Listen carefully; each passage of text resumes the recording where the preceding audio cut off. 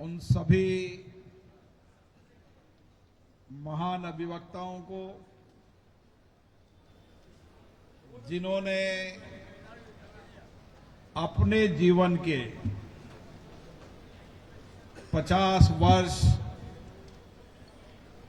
इस जिला अदालत में, हाई कोर्ट में सेवाएं दी और समाज के अंतिम व्यक्ति के जीवन के अंदर बदलाव आए, उसको न्याय मिले, उसको अपने अधिकार मिले और उसके साथ साथ सामाजिक और राजनीतिक जीवन में भी जिन्होंने देश और राष्ट्र के लिए सेवा की, उन सभी महान अभिवक्ताओं को नमन करता हूं, उनका हार्दिक अभिनंदन करता हूं, स्वागत करता हूं। आज हमारे बीच में कार्यक्रम की अध्यक्षता कर रहे अतिरिक्त सत्र न्यायाधीश माननीय नरेंद्र सिंह जी, अतिरिक्त सत्र न्यायाधीश श्री मनीष जी यादव साहब, इस बार एसोसिएशन कोटा के यशस्वी अध्यक्ष श्री मनोज पुरी जी, महामंत्री अजय श्रृंगी जी, उपाध्यक्ष श्याम चौधरी जी और सभी बार एसोसिएशन के पदाधिकारीगण और सभी माननीय अधिवक्तागण, आपका हार्दिक अभिनंदन, स्वागत। जब मैं आपके बीच में आता हूं तो मुझे भी नई प्रेरणा मिलती है। मैं देखता हूं आप कठिन परिश्रम कर कर, चाहे तपती गर्मी हो, सर्दी हो, बरसात हो, पूरे समय इस अदालत में रहकर समाज के उस अंतिम व्यक्ति के जीवन का अधिकार मिले, सामाजिक सुरक्षा मिले, न्याय मिले। अगर उसके साथ अनजस्टिस हो रहा है, अन्याय हो रहा है, तो उसको कहीं न्याय की रोशनी मिलती है तो आपके प्रयासों से मिलती है। इस देश में हमारी न्याय व्यवस्था इतनी मजबूत है कि चाहे शासन हो, चाहे कार्यपालिका हो, जब भी हम संविधान के दायरे से बाहर जाते हैं तो इस देश के वकील उस समय जिसके साथ अन्याय होता है, जिसको न्याय नहीं मिलता, उसके साथ खड़े रहते हैं। और इस देश के अगर हम स्वतंत्रता संग्राम के आंदोलन को देखें तो स्वतंत्रता संग्राम के आंदोलन में भी इस देश के आजादी के आंदोलन में लड़ने में इस देश के वकीलों की सबसे बड़ी भूमिका रही। चाहे भारत में पढ़े, चाहे दुनिया में पढ़े, जो कुछ भी दुनिया से सीखा वो भारत में आकर उन्होंने स्वतंत्रता का आंदोलन किया। अभी 2 अक्टूबर को राष्ट्रपिता महात्मा गांधी जी की जयंती थी। जब महात्मा गांधी जी के जीवन दर्शन को पढ़ते हैं तो उन्होंने अपने जीवन को एक न्याय व्यवस्था से शुरू किया और न्याय व्यवस्था से शुरू करते हुए जो अन्याय उन्होंने विदेश की भूमि में देखा, उनसे लेकर उन्होंने भारत के अंदर आकर एक ऐसा आंदोलन खड़ा किया जिसमें समाज की सक्रिय भूमिका हो और समाज के अंदर जन आंदोलन की भूमिका कैसे होना चाहिए, उस भूमिका की एक नया मार्गदर्शन दी, एक नई दिशा दी कि लोकमत से भी सत्याग्रह कर कर आजादी प्राप्त की जा सकती है। और महात्मा गांधी की जीवन से प्रेरणा लेकर दुनिया के अधिकतम देशों ने आजादी की लड़ाई लड़ी, संघर्ष लगे। और इसीलिए इस देश में अधिकतम हमारे स्वतंत्रता सेनानी एक लंबी भूमिका, विशेष रूप से सबके सब में ज्यादा वकील थे और सबने कहीं ना कहीं ज्यादा, कोई बैरिस्टर भी थे, कोई यहां भी वकील भी थे। इसलिए आपकी भूमिका सबसे महत्वपूर्ण रहती है, सजग प्रहरी के रूप में भी रहती है और अन्याय, अनजस्टिस के साथ न्याय दिलाने में रहती है। और मैंने देखा कि कोई भी व्यक्ति, सामान्य व्यक्ति को भी जब शासन प्रशासन से न्याय नहीं मिलता तो कई आशा की किरण उसको नजर आती है, तो न्याय व्यवस्था में आती है। यह न्याय व्यवस्था पर विश्वास आज भी हमारा भरोसा है और संविधान बनाते समय हमारे संविधान निर्माताओं ने सबको अपनी अपनी भूमिका तय की थी और उस भूमिका के अंदर न्याय की भूमिका भी तय है और उसी के तहत आज भी भारत के अंदर न्याय व्यवस्था में स्पष्टता है, पारदर्शिता है, ईमानदारी है। और इसीलिए वकील लोगों की बहुत बड़ी भूमिका हो जाती है कि चाहे गांव से आया हो, चाहे शहर से आया हो, जब उसके साथ अन्याय होता है, अन्याय का मन में उसकी पीड़ा होती है, धन का अभाव होता है, लेकिन एक विश्वास, भरोसा होता है कि अदालत में जाऊंगा तो मुझे बड़े से बड़े व्यक्ति के खिलाफ भी न्याय मिलेगा, ये विश्वास, भरोसा रहता है। और इसलिए मैं आपसे कहना चाहता हूं कि सरकारों ने कई व्यवस्था की है, लोक अदालतें बनाए, न्याय मित्र बनाए, लेकिन उससे ज्यादा भी संवेदनशीलता के रूप में हमारी भूमिका होनी चाहिए। हमें जब भी लगे कि इस व्यक्ति के साथ अनजस्टिस और अन्याय हो रहा है, धन का अभाव उसके पास हो सकता है, लेकिन विश्वास, भरोसा उस पर होता है कि मैं जाऊंगा, मेरे पास धन नहीं होगा तो भी वकील साहब मेरी परिस्थितियों को देखते हुए मेरे न्याय के लिए अंतिम क्षण तक संघर्ष करेंगे, लड़ेंगे।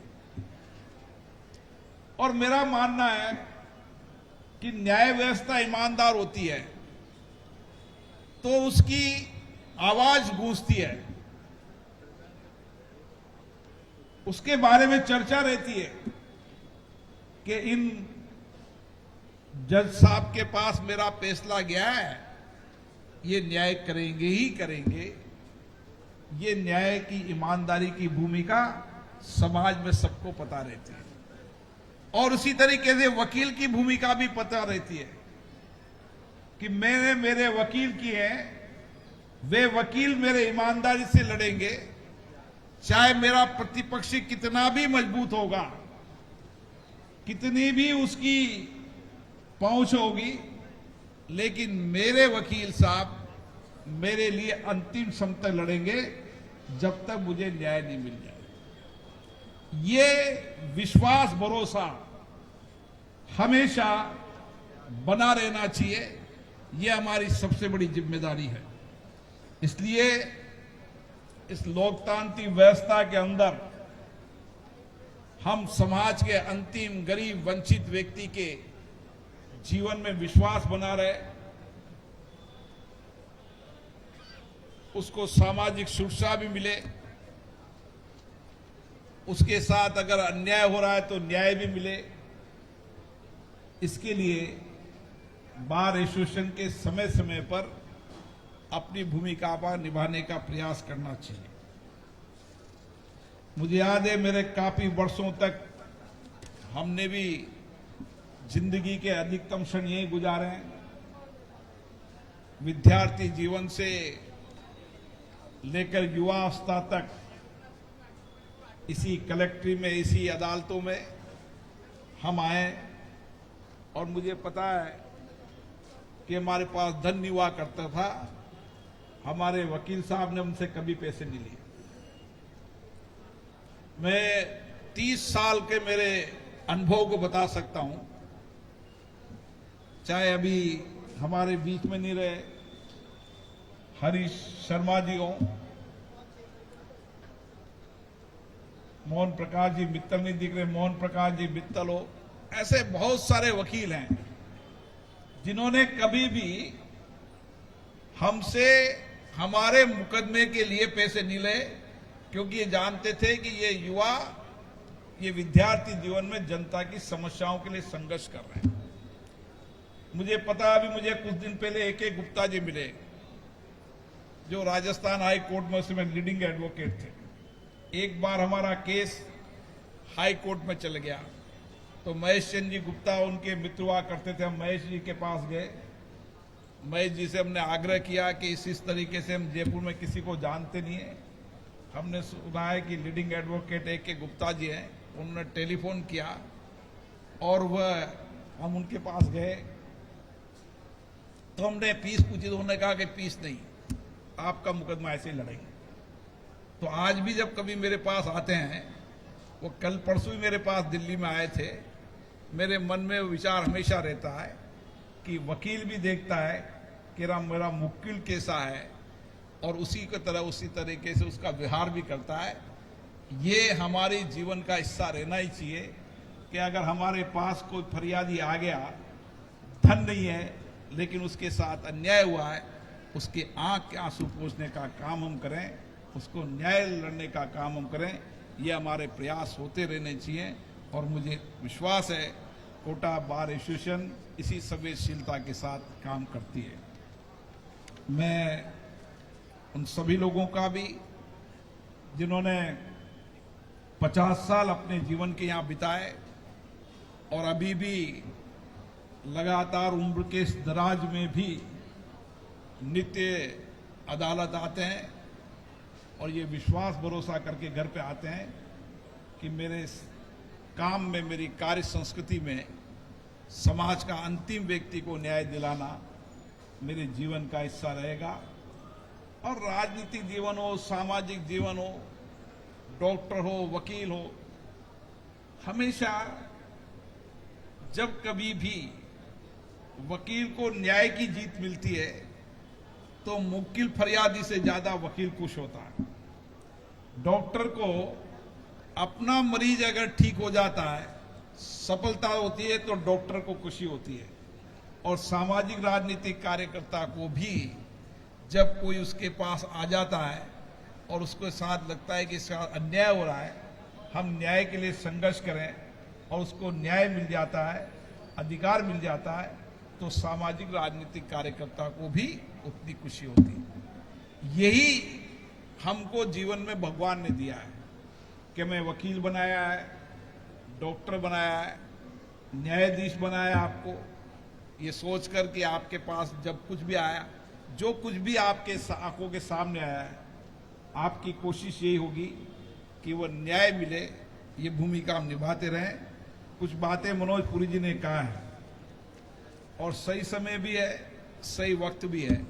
आज नहीं होगा तो कब होगा, मनोज पुरी जी ने कहा है और सही बात है। आप निश्चित मानिए, इसी कार्यकाल के अंदर जो विषय आपने रखे हैं, अब वर्षों तक जो समस्याएं हैं उनका समाधान होगा ही होगा।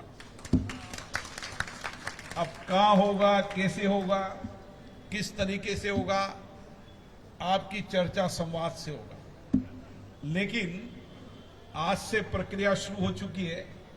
आप जानते हैं, आप खुद सरकारी सिस्टम को जानते हैं, समय लग सकता है, लेकिन आज से 1 वर्ष बाद तक अंदर तक काम कुछ न कुछ शुरू होने की प्रक्रिया शुरू हो जाएगी।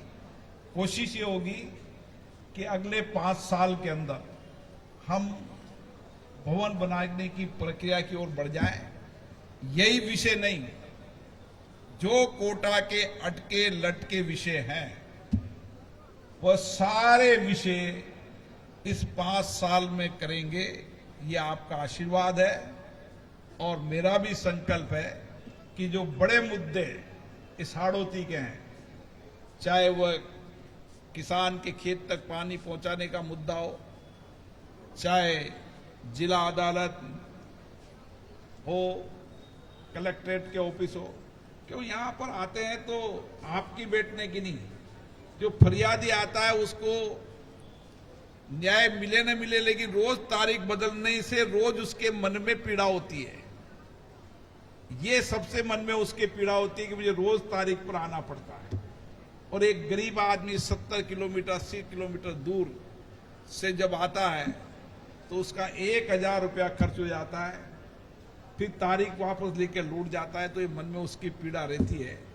हम इस सिस्टम को भी बदलाव करने के लिए प्रयास कर रहे हैं। मैंने सरकार से आग्रह किया है कि कभी भी एसडीओ लेवल पर जो तारीख पड़े उस समय एसडीओ कोई भी सेवा नहीं करे।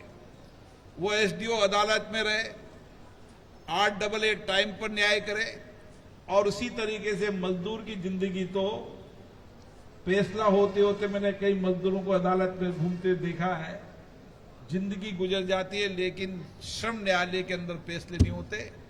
ऐसे कई मुद्दे हैं जो मुझे व्यक्तिगत रूप से ध्यान में है। क्या सिस्टम में ठीक हो सकता है, उसके प्रयास करने की मेरी जिम्मेदारी है। मैं कोशिश करूंगा। और जो आपने बताया कि ये विधेयक कहीं अटका हुआ है, क्योंकि हमारी नेचर क्या है, हम जब कभी आते हैं तो आज हमसे बात करी, उसके बाद किसी ने नहीं कहा, ये विषय यहीं रखते हैं और यहीं ड्रॉप कर देते हैं। ये हाड़ौती में आदत है कि जो विषय यहां उठाएंगे उस विषय को यहीं ड्रॉप कर दें, उसके बाद कोई मिलेगा नहीं, बताएगा नहीं। मनोज पुरी जी रोज मिलते हैं, लेकिन उन्होंने कभी नहीं बताया मुझे कि हमारा ये प्रोटेक्शन बिल जो है वो दिल्ली में अटका हुआ है। ये अदालत के लिए, अदालत की पास वाली जमीन के लिए मुझे हमेशा जब भी मिलते हैं, जब कहते रहते हैं। लेकिन आप निश्चित मानिए, इस बार ये सारे जो मुद्दे हैं, जो बरसों से मैंने खुद ने देखा है, उसका समाधान करेंगे। और जब तक ये नहीं बनेगा, मनोज पुरी जी ने जो जो बताया है, इन्होंने 50 लाख बताया, जो कुछ भी धन की कमी नहीं आएगी। जो जो अभी प्रारंभिक आवश्यकताएं हैं, उन आवश्यकताओं को पूरी त्वरित गति से कर दी जाएगी। 7 दिन में अधिकारी इनसे आकर मिल लेंगे, ये उसका इंस्पेक्शन करा दे, उन सारी व्यवस्थाओं को पूर्ण कर देंगे। आप सबका पुनः बहुत बहुत धन्यवाद। और हम आशा करते हैं कोटा की न्याय व्यवस्था